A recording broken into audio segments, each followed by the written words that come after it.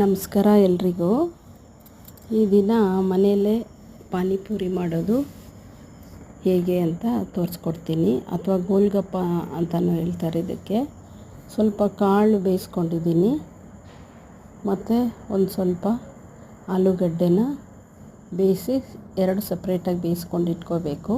ಮತ್ತು ರುಬ್ಬೋದಕ್ಕೆ ಪುದೀನ, ಹಸಿಮೆಣಸಿನ್ಕಾಯಿ, ಶುಂಠಿ, ಕೊತ್ತಂಬರಿ ಇಷ್ಟೂ ಮಿಕ್ಸಿ ಜಾರ್ಗೆ ಹಾಕ್ಕೊಂಡು,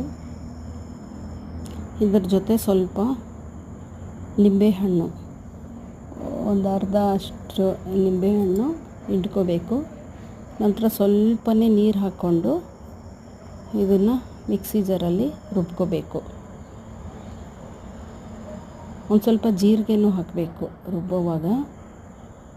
ಸೊ ಇದು ನುಣ್ಣಗೆ ರುಬ್ಕೊಂಡ ನಂತರ ಒಂದು ಪಾತ್ರೆಯಲ್ಲಿ ಹುಯ್ಕೋಬೇಕು. ಅದ್ರ ಜೊತೆ ಸ್ವಲ್ಪ ನೀರು ಮತ್ತು ರುಚಿಗೆ ತಕ್ಕಷ್ಟು ಉಪ್ಪು ಹಾಕ್ಕೊಂಡು ಒಂದು ಸ್ವಲ್ಪನೇ ಬೆಲ್ಲ ಹಾಕ್ಕೋಬೇಕು, 1 ಇಂಚಷ್ಟು.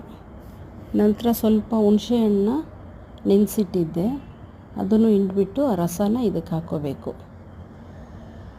ಇವಾಗ ಇದ್ರ ಜೊತೆ ಚೆನ್ನಾಗಿ ಮಿಕ್ಸ್ ಮಾಡಿ ಇಟ್ಕೋಬೇಕು. ಪಾನಿ ರೆಡಿ ಆಯಿತು. ಈಗ ಬೇಯಿಸಿದ್ವಲ್ಲ ಆಲೂಗಡ್ಡೆ ಕಾಳು, ಅದ್ರ ಜೊತೆ ಚಾಟ್ ಮಸಾಲ ಮತ್ತು ರೆಡ್ ಚಿಲ್ಲಿ ಪೌಡ್ರು, ಒಂದು ಸ್ವಲ್ಪ ಸಾಲ್ಟು ಮತ್ತು ಕೊತ್ತಂಬರಿ, ಸಣ್ಣಗೆ ಹೆಚ್ಚಿದ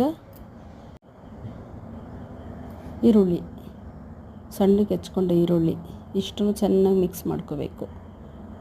ಸೊ ಇದು ಸ್ಟಫಿಂಗಿಗಾಯಿತು.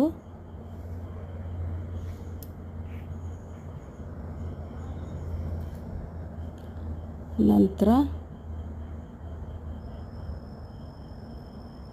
ಎಲ್ಲ ಸ್ಟಫಿಂಗ್ ಮಾಡಿ ಅದನ್ನು ಪಾನಿಯಲ್ಲಿ ಡಿಪ್ ಮಾಡಿ ತಿಂದರೆ ಗೋಲ್ಗಪ್ಪ ರೆಡಿ.